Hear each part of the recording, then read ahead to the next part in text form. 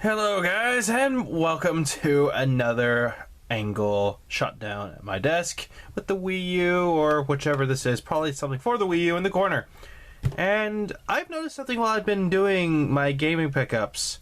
I've been noticing that sometimes I either have a big amount of pickups or I also get like a least amount. So I decided to make a new rule to this. If I do not, like a limit of how I can do it, and this is how I'm going to do it. If I do not get at least 10 games within a month, like 10, usually I get like around 15, like 10, 15, highest I ever got was like 20 games. But still, if I don't get at least 10, then I'm going to postpone the pickup video until the month after. So, like example, if I don't get a lot of games in March, I can just make that into a March-April pickup. So, if that doesn't make any sense, or if it does make sense, let me know.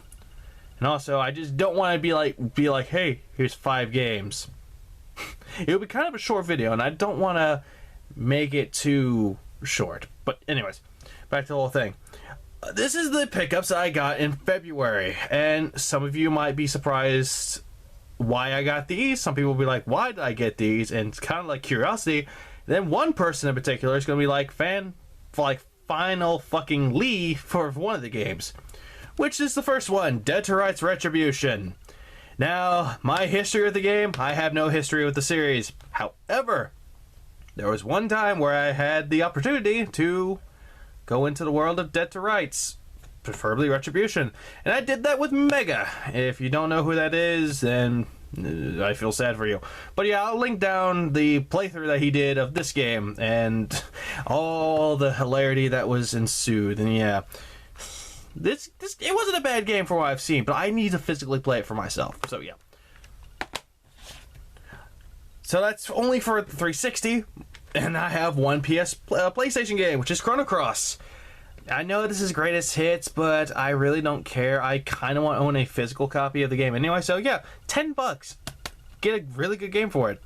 And a lot of people say that this is actually a spiritual sequel or actual sequel, but it's kind of like the same thing with Dark Cloud, how Dark Cloud or Dark Chronicles actually was the spiritual successor of the first one. It's like that in a sense.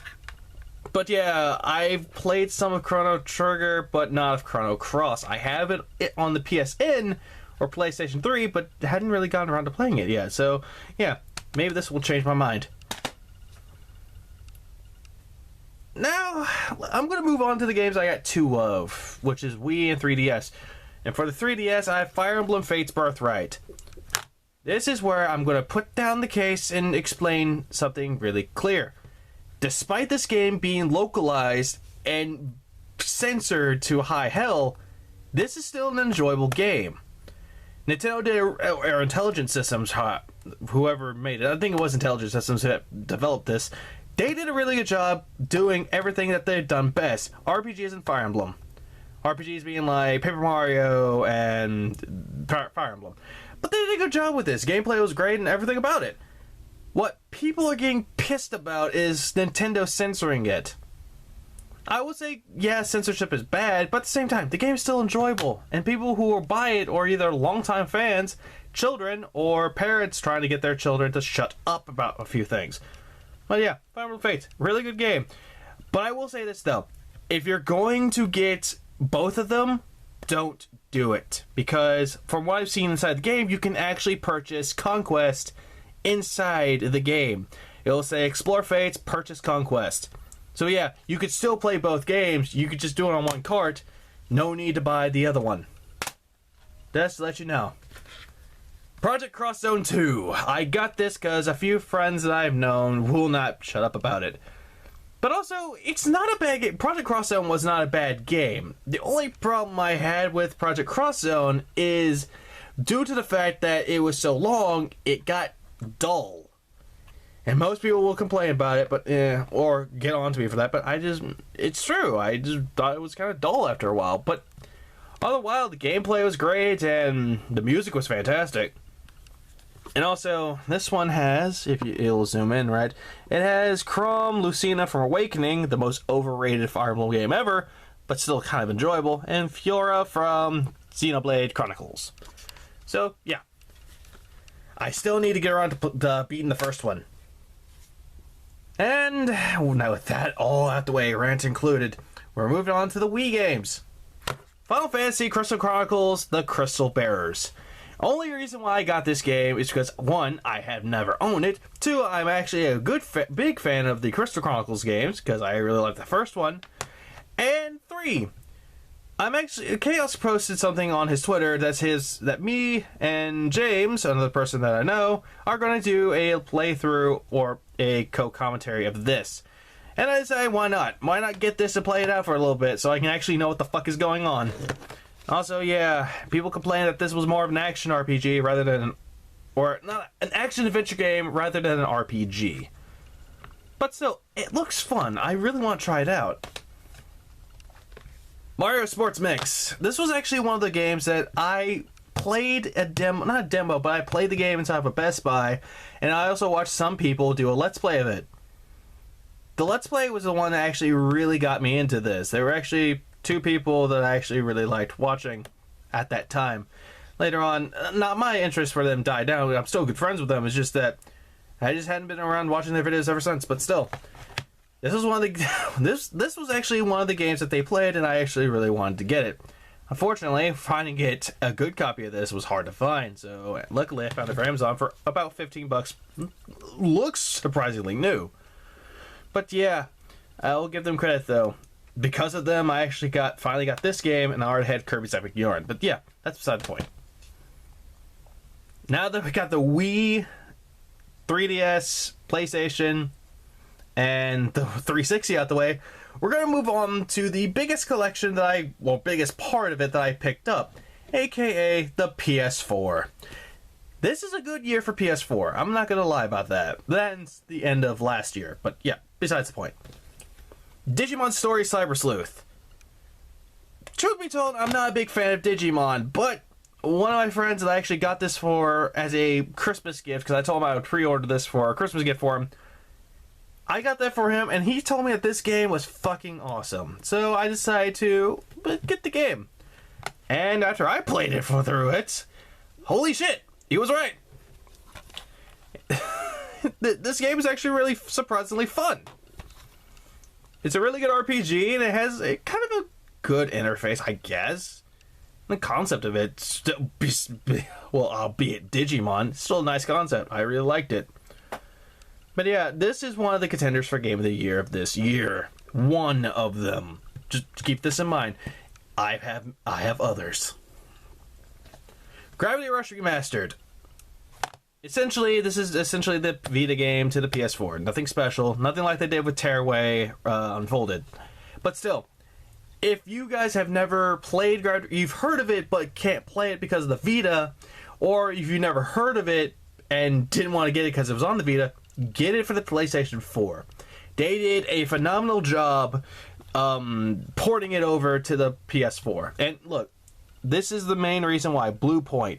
These are the same people that did the HD remaster. I don't know how to call them remasters, but renderers. I don't know, or something like that. The HD ports of Metal Gear Solid, and I believe they did more, but I forget what they did. You can tell me in the comments, or I can just look that up later and post it in editing fashion right here. Mega Dimension Neptunia 7. People are going to call me a weeaboo for this, but I don't give a fuck. This game is really enjoyable. The Hyper Dimension Neptunia series was one of those games that, or one of those series that it made me go, what the fuck was this about? But at the same time, it's not bad. It's actually really enjoyable. It's really fun. Although I feel sorry for some people that can't play this because it's on PS4. Nitro Plus Blasters. Heroines Infinite Duel. Only reason why I got this is because there's one character from Phantom. I believe there's, one character from Psycho-Pass and Fate. Other than that, this game is okay. Like, it's easy to get trophies in this, but the final boss for this is fucking cheap.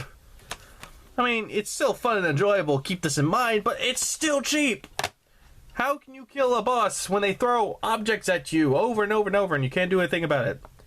Then again, reminds me a lot of Skullgirls when it comes to that, but more annoying. Plants vs. Zombies Garden Warfare or 2. And yes, I got the deluxe version because I am a big fan of the first one. Now, keep this in mind. The deluxe version comes with a lot more content, but at the same time, I'm giving EA more money. But I will say this about EA. EA has made a lot of great stuff. Or published a lot of great stuff. They published Shank, Dead Space, or actually they developed that. And they also did Mass Effect, which is one of the series that I really need to get into. But yeah, the only downside that I can think of as of right now is Battlefront. Other than that, this game, I really want to play this a lot, because this just came in my mail and I really want to play it. I might be doing gameplay footage of it later for a podcast that I'm a part of. Rainbow Six Siege. Holy shit. This is one of those games that I've been playing ever since I got in the mail. I've been playing this with friends. And either I do phenomenally well, I get lucky and knife a bomber out of panic, or I just suck at the game. Either way, I still have fun with this. It is really fun, it is really enjoyable, but fuck the Article 5 mission. Only because that part is online, you can't use friends, and you have to work with randoms. So yeah, that explains why I don't like Article 5. But other than that, this game is phenomenally well. All I need to do is go for the trophies for this, and I'll be A-okay. And there we go. That is all the games that I actually got for this month. For next month, on the other hand, I might be doing something. I don't know what type of videos I'll be working on, or unboxings or stuff like that, but I'm thinking about doing something. Other than that, yeah. Other than that, I'll be working on my playthroughs. Or Let's Plays, walkthroughs. I'm just going to call them Let's Plays because that's what they are. So yeah, the next time I will be doing one of these will be sometime either at the end of this month or April. Depends. So yeah, until we meet again, this has been Levy the Oshman. Keep watching one and all. So goodbye for a while ado. But most importantly, so I'll see you in another part of this after I've been playing most of Plants vs. Zombies Garden Warfare 2. With that said, goodbye.